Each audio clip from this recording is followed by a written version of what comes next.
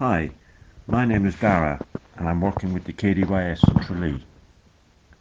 I will be covering Section 3 on this transfer programme.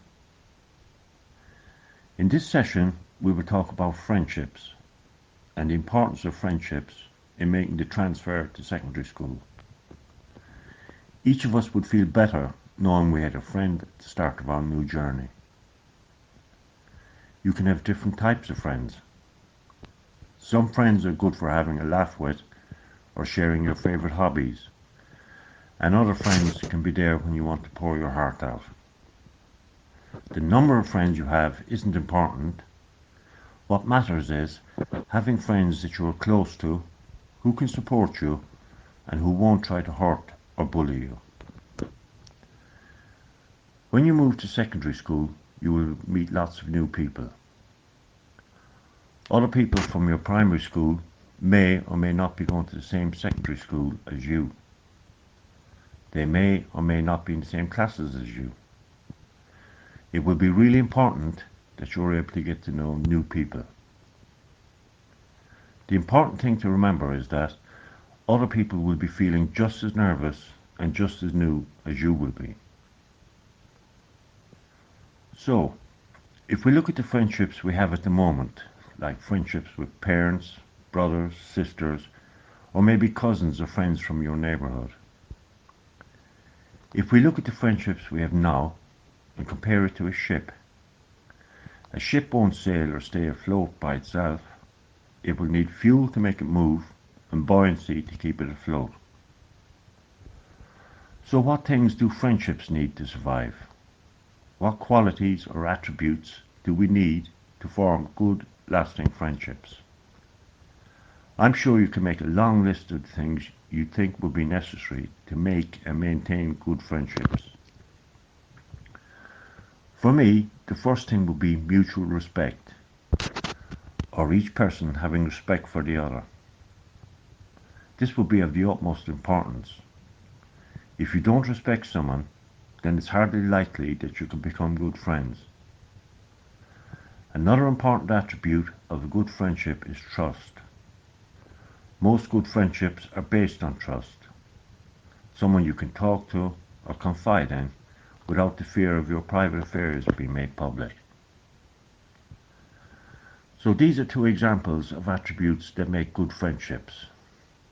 Can you add another two items to the list? All these items will then be placed in our friendship to keep it afloat and moving.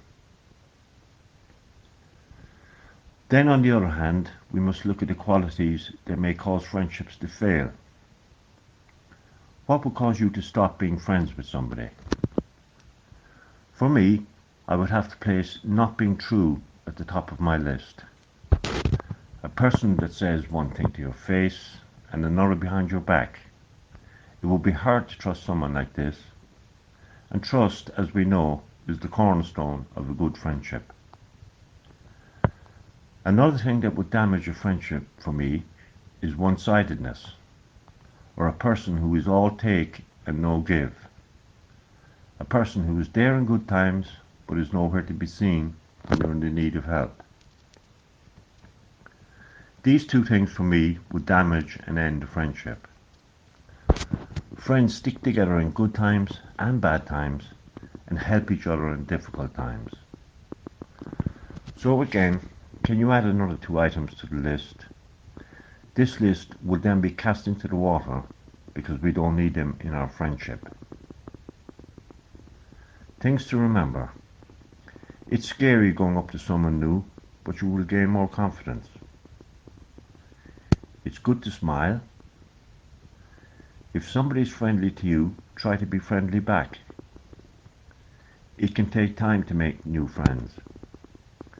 Don't be hard on yourself if you freeze up. You can always try another time. Find things to share. Lots of friendships start because people have things in common. You could look out for people who have similar hobbies and interests as you. Take something to school to share at break time, like sweets or a new game. Share a song or video that you like. Sharing something shows that you are warm and generous and can be a great way to start a conversation. Now, can you answer the 5 questions about friends in your workbook? 1. What makes someone special enough to be called a friend? 2. How do I show my friends that I care? 3. What are the things I like doing in the company of my friends? 4. What would it be like without friends? And 5. How can you find a friend? That concludes section 3, and I hope you find it useful in your transition to secondary school. Thanks, Dara. Again, that was a lot of information, so please do take a break. We are now ready to move on to the final section of this programme.